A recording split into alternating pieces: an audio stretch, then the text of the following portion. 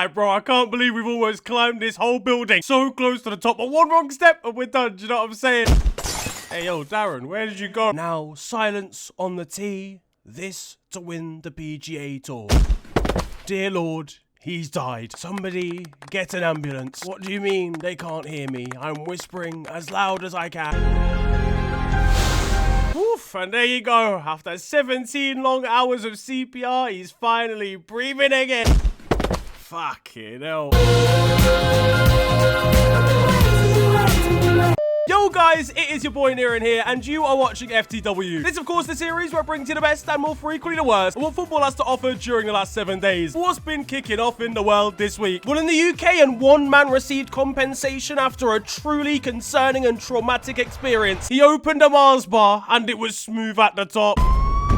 I just don't know if life will ever be the same. First of all, it's not even from Mars, and now this bro was swimming in the money after that compensation, I'll tell you for what. This chocolate bar is as smooth as Cole Palmer's brain. What? Barcelona have seen this, looked at their bank account, and realised they can set up a smooth Mars bar related pyramid scheme to fund their next set of summer signings. Now, in the Premier League, and the country was ready for a clash between the league's top two teams, or it would be if Rodri's knee hadn't gone on strike in August. Liverpool fans were creating a serious atmosphere outside of Anfield. Meanwhile, Pep Guardiola was inquiring to the Premier League whether Man City can just work from home for this one. I need that. We need that. Joe Hart's stylist also was working from home here after appearing on Sky Sports. What the heck is that outfit? That's a 9 out of 10 bias in German. He was sailing down the Mersey as a commander after this one. And Pep Guardiola would have been ready to jump into the Mersey after this result. I want to hurt myself. Liverpool glided to a 2-0 victory versus an out-of-sorts Manchester City to heap even more misery onto Pep Guardiola's men. Everyone's bald till a real baldy walks into the room. Immortal Cop's Arnie Slot state-run penitentiary is getting fuller by the second. Pep's been added to it and he was left depressed upon hearing his sentence. Meanwhile, for Man City supporters, and they'll be returning back to Stamford Bridge, sheepishly returning after 8 years away supporting a different club.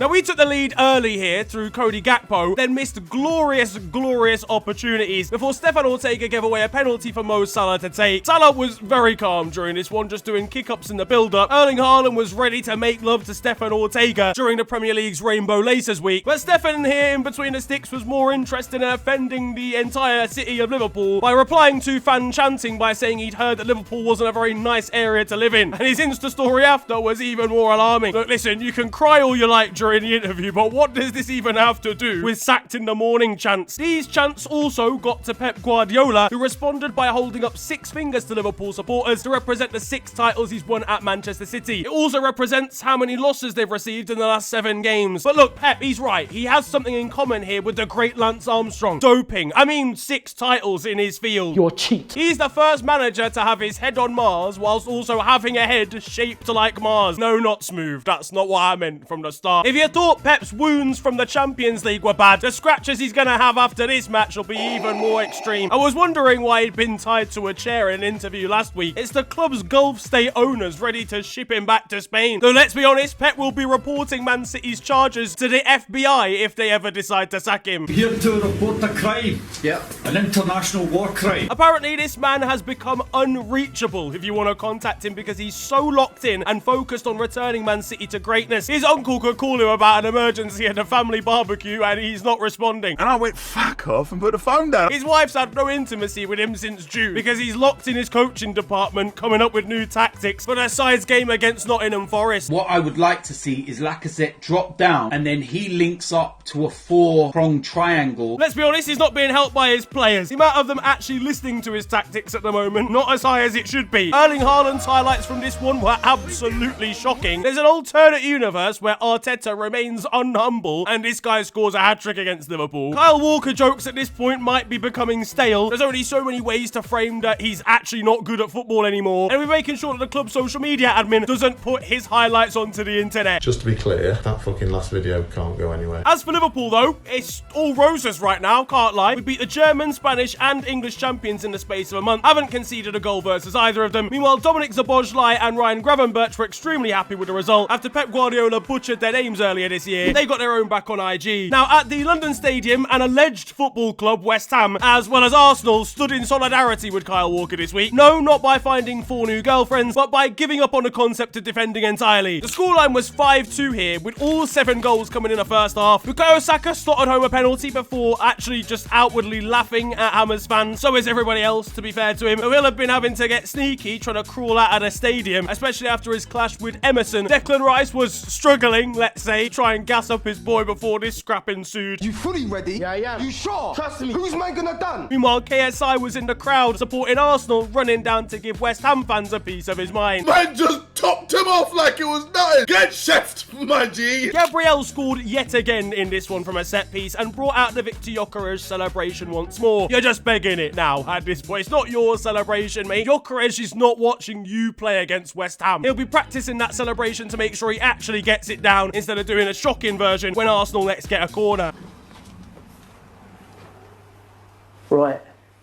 So you went into a shop with your hands on your face like that? Meanwhile, West Ham fans, they were left frustrated at half-time when the stadium's DJ decided to, quote, hit the bass whilst the squad's 5-2 down. Now's not the time. I wouldn't be surprised if West Ham fans took matters into their own hands, throwing projectiles into the DJ booth. Julian Lopetegui, or Lopetegui, however the fuck you say his name, whether Sullivan at the top of the club thinks he's a terminally ill Make-A-Wish kid, I don't know, but everybody out of their misery. He's got to go. Chelsea dismantled Aston Villa over at Stamford Bridge with a comfy 3-0 win over Unai Emery's side. Nicholas Jackson and Enzo Fernandez scored first half goals, then Cole Palmer brought out a beauty for their third. Meanwhile, in an interview, and Cole was tempering expectations about a potential title fight. It's a great win. What was the most pleasing part of it from your point of view?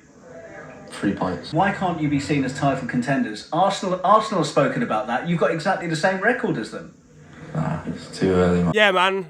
Beautifully said, as always. Cole actually posted his chat with good friend Morgan Rogers from Aston Villa over on Insta about the fact that he predicted he would be player of the match in this one. And then there was also the revelation that Cole didn't do that well at school. Were there any particular teachers or subjects that really spoke to you when you were a kid at school? No. None. PE, surely. PE? I failed PE. Failed PE. You're a footballer. How do you fail a sport at school? This man would have been putting fries in the bag if it wasn't for Manchester City. There's not one brain cell focusing on anything else, and there's only one brain cell focusing on football. So every exam he's ever done, he's entered that gaff with an XG of 0.04 at best. Have you ever seen a man look so confused whilst Pedro Neto was trying to talk to him, trying to convince him that KFC chips are better than Chippy Chips ones? But are Chelsea in the title race? I mean, look, listen, they look very good. I mean, obviously, Liverpool are quite far clear at the moment, but you never know. Chelsea, I think, do deserve a bit more attention, given how good they've been in comparison to last year, or this time last year. But they were building that momentum under Maurizio Pochettino, to be fair. I did only watch the first half of this one, and I have to say, Aston Villa were arse. And Yuri Tielemans, look, listen, brother, you couldn't pass bowels, let alone pass a ball. Probably due to their Champions League commitments, to be honest with you, and being overworked. But hopefully for Emery's side, they do improve moving forward. Over at the mental institute known as Tottenham Hotspur, and they drew with Fulham, meaning Tottenham's only win in the last 5 is against Manchester City. What's wrong with y'all niggas? What's wrong with you? Ange Postecoglou enjoys managing this Spurs side as much as he enjoys spelling his surname to a Starbucks employee. They've got an unreal goals record, by the way. I think they've scored the most goals in the league. They've got the 3rd best defence, and yet they're somehow 7th. Supporting Tottenham is like being permanently bedbound on a sofa. For Fulham, though, and Captain Tom was their hero walking onto the pitch, but this time there was no fraud involved. He came on in the 62nd minute, equalised in the 67th, then got a red card in the 83rd. Keeping it concise, I like it, mate. In a week where assisted dying could become legal in the UK, turns out it's come just in time for Everton fans, as they were slapped 4-0 by Ruben Amorim's Manchester United. It's just painful adventure after painful adventure for Toffees fans these days. They'll be left depressed when Everton threaten to play football again this week. Meanwhile, for United, very good performance here, a very convincing win for Ruben Amorim, and a promising one for the likes of Amad Diallo, who was impressive here. Marcus Rashford's got himself a new goal. Yeah, 2 goals. This was the banker. This was the one that couldn't fail. This was one that's never failed. Meanwhile, Joshua Zirkzee turned into a completely different player once United decided to sack him off completely. On the pitch, great result. Off the pitch, though, some concerns really when it comes to Old Trafford, as this was in a week where in the Europa League, as they beat Bodo Glimt 3-2, a dead rat was found in in a pool of like over-flooding water at the ground. This place is absolutely finished. Knock it down. Blow it up even. But I've got to say, look, we can laugh and joke all we like, but it's a sad way to go. Gone far too soon. Rest in peace to Bruno Fernandes. I spoke about Everton, and they have been drawn against Peterborough in the FA Cup third round, which means that Ashley Young could face up against his son Tyler in that round of the competition. These lot replaced Seamus Coleman because he was too old with an actual dad. This is Ashley Young versus Ashley Old. Ashley's son here will be calling his mum to grass up his dad so there's a domestic to take his eye off the ball before this game. I thought you fucker, but you clever fucker. Back in the Premier League though, and Bournemouth and Wolves played out a thriller, 4-2 the final result in favour of the Cherries. But this game was historic because it saw Justin Kluivert score a hat-trick of goals directly from the penalty spot. Jose Sarr put a bet on Bournemouth. You cannot convince me otherwise. As the amount of syllables in his surname represented how many good decisions he made here, he left his brain in the dressing room. Wolves' backline were getting aggressive anytime Evan Nilsson arrived in the box, because not only did Kluivert score every penalty, but Evan Nilsson won every penalty. And by the time we got to the last one, Wolves fans were trying unique ways to distract Justin from the target. Brighton versus Southampton ended in a 1-1 draw, but it featured maybe the worst VAR offside call I've seen in my life. I'm gonna try and explain it, but basically a ball is put into the box. The first player that goes for it is offside, but doesn't really interfere with play or interfere with the defender, and is given as offside, even though he wasn't the one that scored it. Apparently, Verbruggen's line of, I don't know, could have gone for the ball if the guy wasn't there. But genuinely, if we're going to add that many hypotheticals to offside decisions, then pretty much every goal could be ruled out for it. Aaron Ramsdale, unsurprisingly for Southampton, took to Twitter to complain about it. Meanwhile, Southampton's YouTube admin decided to use the terrible call as the thumbnail. At least there's some good news for somebody, though, as Pep Guardiola will have been gassy and Southampton drop points in the relegation fight. Ruud van Nistelrooy was confirmed as Leicester's new manager this week, having left Manchester United as caretaker once Ruben Amorim was hired. He's going to walk in, though, and see Jamie Vardy, who of course stole his consecutive goals record whilst playing for Leicester, and take away his Red Bull and crack cocaine supply. Honestly, I love this for Ruud van Nistelrooy. I think he'll do a good job. He's a great manager. He's done well in the Netherlands. But one session of watching Patson Daka's finishing, and this guy will be calling for his head. Immigration, check his passport again. I think it's a fake. Meanwhile, more like on a more serious tone, I guess, there was an interesting story that came out of Ipswich, where during the Rainbow Laces Week that the Premier League does as an initiative and kind of support for the LGBTQ community,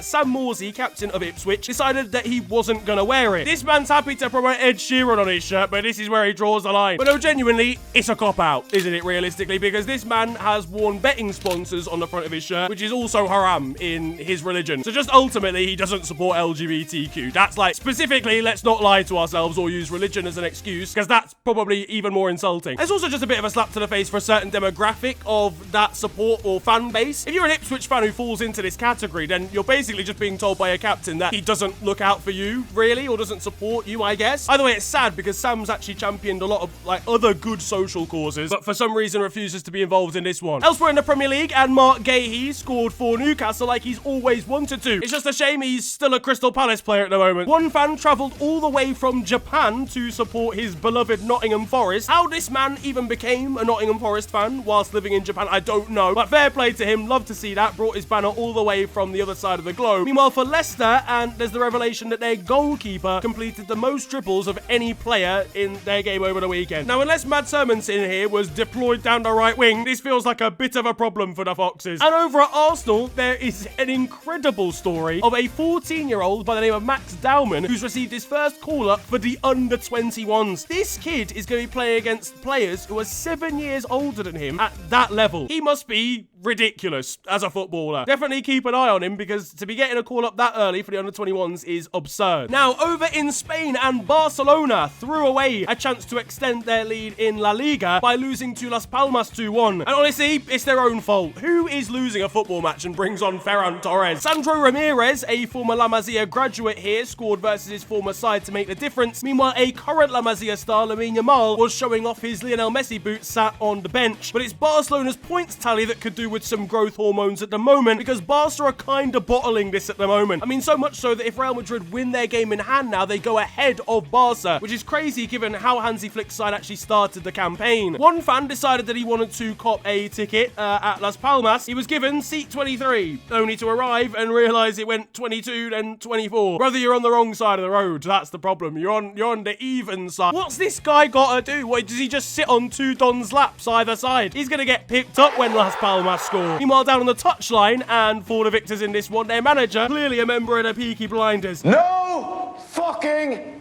fighting! Get the fucking... At Real Madrid, and aside from some good form at the moment, they're thinking of things off the pitch too, as they are planning to launch an Apple Glass experience which allows fans to have a view from the stands without actually being there. Like, they're at home and they put, like, I don't know, a VR headset on and they're in the stadium. You're in the stands, which isn't as good a view ultimately. Like, I know obviously going to a game is better than watching on TV, but in terms of the view and like scoping out everything, it's not as good as watching on TV, and you don't actually get to be there. This is a scam. Well, it does allow Real Madrid fans to be in the stadium and want to assassinate Kylian Mbappe without actually being able to. Imagine you've got your headset on and a penalty's about to get taken, only for an iOS update to pop up. Although, to be fair, if Kylian Mbappe's taking it, then we already know what the outcome's gonna be. At Rayo Vallecano, and they don't need headsets or tickets for games, to be honest with you, because they can just watch matches from their balcony. Meanwhile, at Real Valladolid, and their fans are unhappy with R9, Ronaldo Nazario's ownership. Now, during the last game, and he was videoed playing tennis instead of, I guess, watching the team that he actually owns, or at least partially owns, they decided to combat this by not only having a protest telling him to go home, but also by having a tennis match in the crowd. They cleared out some space, put a net up, and played tennis themselves. I love that. Now, in more serious news, there was a scary incident between Fiorentina and Roma in Italy, where defender Eduardo Bove collapsed. Mid-game, he needed medical attention. Ambulance came on and took him away. He is now awake, alert, and has been speaking to his family, conscious, which is obviously great news. But a massive shout out to his teammate, Danilo Cataldi, for some apparent life-saving first aid during this situation happening. So, always scary stuff to see this happen, but thankfully Eduardo is all right. Down on the touchline for Juventus, and Fernando Llorente, Claudio Marchisio, and Gianfranco Zola decided they were part of Peaky Blinders for no reason during their game most recently. They must be wearing each other's coats, by the way, because not a single one in this picture fits properly. This was found in lost property, mate. Meanwhile, Dutch midfielder Tawani Reinders is having a sensational time at Milan. He's really hit some good form. Reinders hitting form with Christmas approaching. Great to see, really, to be honest. At Lazio, and one fan was brutally scammed over on eBay when he ordered a shirt for Tati Castellanos, only to receive a set of Roma shorts. Their bitter rivals instead. It's a shithousery award for the mysterious seller. Meanwhile, speaking of Roma kit, and I mean, to be honest, this eBay individual's done better than the club's official kit man, because he can't spell Dobvik, one of their star strikers, correctly, for crying out loud. In France, there were hilarious scenes at Montpellier where Tanguy Koulibaly decided to kick the ball into the crowd of coaches for Lille, namely at the club's manager, Bruno Genesio, who decided to then chase him onto the pitch, and it caused a massive brawl. Meanwhile, speaking of brawls, there was fan trouble at Le Havre's last game. A lot of fans like trying to run onto the pitch and throwing projectiles towards players, etc. One 6-year-old is gonna get banned for throwing plastic cups onto the pitch. A 6-year-old getting banned from a stadium is serious work. No detention, straight to a criminal record. In Germany, though, and there was a massive game, obviously, between Borussia Dortmund and Bayern Munich, the klassiker, where Dortmund took the lead through starlet Jamie Bino Gittins, who's a serious baller. And with Dortmund leading at halftime, would they win? Well, that would rely on them actually seeing through any result whatsoever in their history. So as you can imagine, no. Dortmund fans were celebrating and laughing when Bayern missed a chance, only to get their comeuppance moments later, as Jamal Musiala was the saviour in this one. Alphonso Davies took a shot late on, clearly reckoning that having children was overrated. Meanwhile, the real rivalry in this game was actually Michael Eyez versus Borussia Dortmund's advertisements. Wanting to warm up down on the byline, kicking these advertisement boardings, whatever, away, only for volunteers to have to keep moving them back. And he doesn't care about shin pads either, to be honest with you. This was technically last week, but he was told as entering the field to play the Champions League, he needed to put his shin pads on. He grabbed a pack of Tic Tacs, put them down his socks, and then threw them away when the fourth official wasn't looking. looking. Now, though, it is time for your goals of the week. We stay on the continental vibe as we head over to the Europa League, where George Mikatadze for Lyon has provided a beautiful solo effort, sending a defender to the shops, then dinking the ball over the goalkeeper. The next goal of the week, though, is an interesting one. Actually comes from a viewer. I was genuinely sent this by someone who I believe actually scored the goal in the clip. It was sent to me a few weeks ago, to be honest with you, so yeah, no, I know, stop booing me. But it's a beautiful goal, flicking the ball up into the air and providing a screamer afterwards. But your final goal of the week comes from Italian football and from Cittadella versus Juve Stabia, a classic bicycle kick. Yeah, it doesn't really get much better than that, does it? Hello all and welcome to The Beautiful Game, the segment where we take a look at the poetic and brilliant side of the game that we love. We are back by popular demand for yet more glorious beauty. Tranquilo, muchachos, tranquilos en esta categoría de los...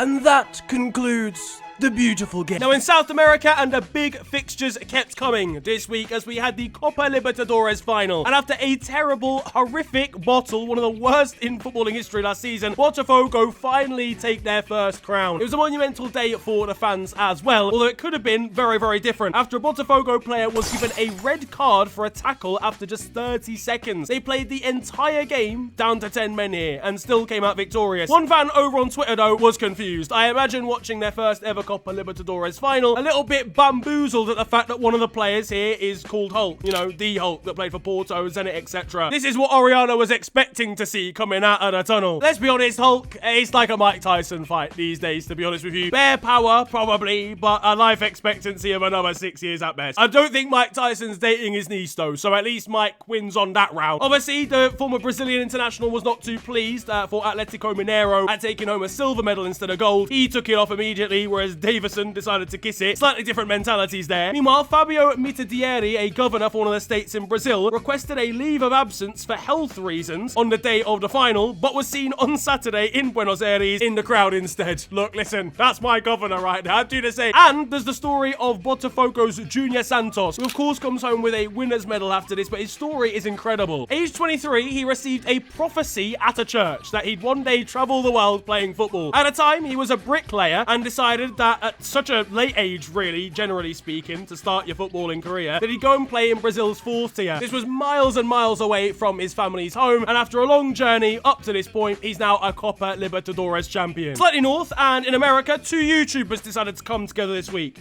Pause. As Cristiano Ronaldo and Mr. Beast collaborated for one of the worst pieces of editing you're ever going to see on YouTube. You know, this was a collab that Ronaldo, in his own words, said would break the internet, which probably gives you a taster of how dated the overall editing of the video is. And in return, Mr. Beast had Ronaldo on a video of his own. Now, him doing Squid Game probably would have been pretty fun and probably safer for the younger Saudi population during penalties. But one fan, one Al Nassr or Cristiano Ronaldo supporter, managed to beat Big Ron at a crossbar challenge and won himself $1 million. The ever-competitive Ronaldo, though, won't be too pleased seeing that appear on YouTube. Just to be clear. And speaking of Al Nassr, they lost in a Champions League game in the 99th minute in the form of a penalty, as Cristiano Ronaldo's side were defeated by Al Sadd, and they were all sad after this game. Ronaldo, though, even more depressed, realising he couldn't take the penalty because it's not actually for his team. In the Europa League now, and one of the worst strikes in a long time has actually become one of the most precise ones, managing to wipe out 2 pints of beer at the same time. The chances of this are incredible. In the Netherlands, and Sparta Rotterdam took things back to basics, bringing out a 4-4-2 formation and a 1-11 shirt number system over on Twitter that is just extremely satisfying and would have Sean Dyche climaxing. Over at Rangers, they posted a picture of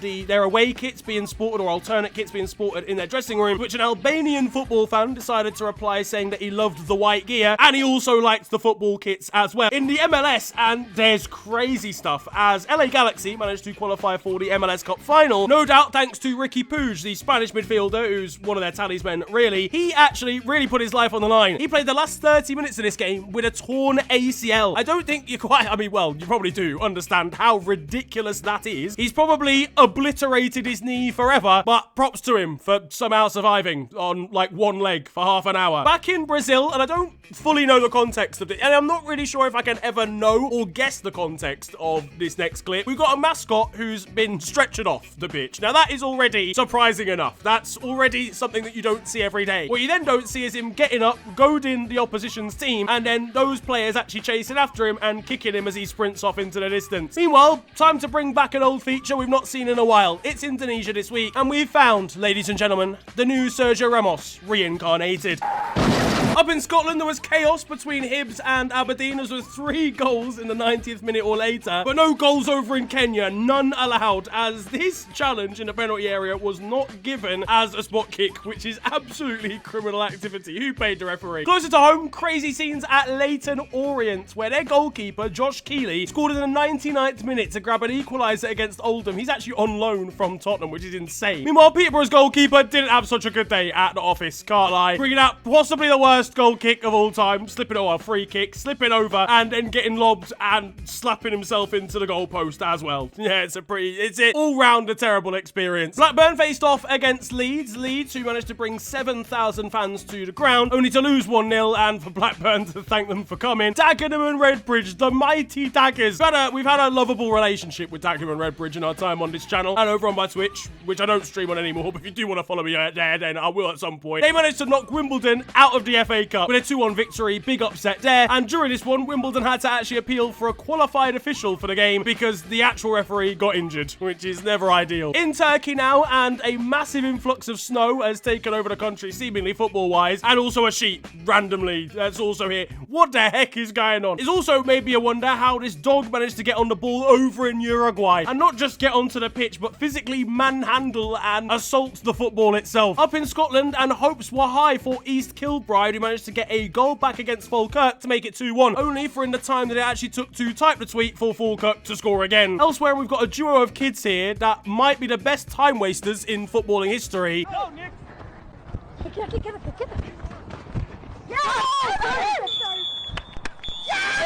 Tokyo Verdy and Kawasaki Frontale pulled out one of the best games of the week. A 5-4 here, 9-goal thriller, with Shin grabbing the winner. Just imagine how good he'd be if he could actually use his foot. And elsewhere over in Africa, in this game between young Africans from Tanzania and Al Hilal of Sudan, the linesman, he might have got a little bit lost during the build-up to this one.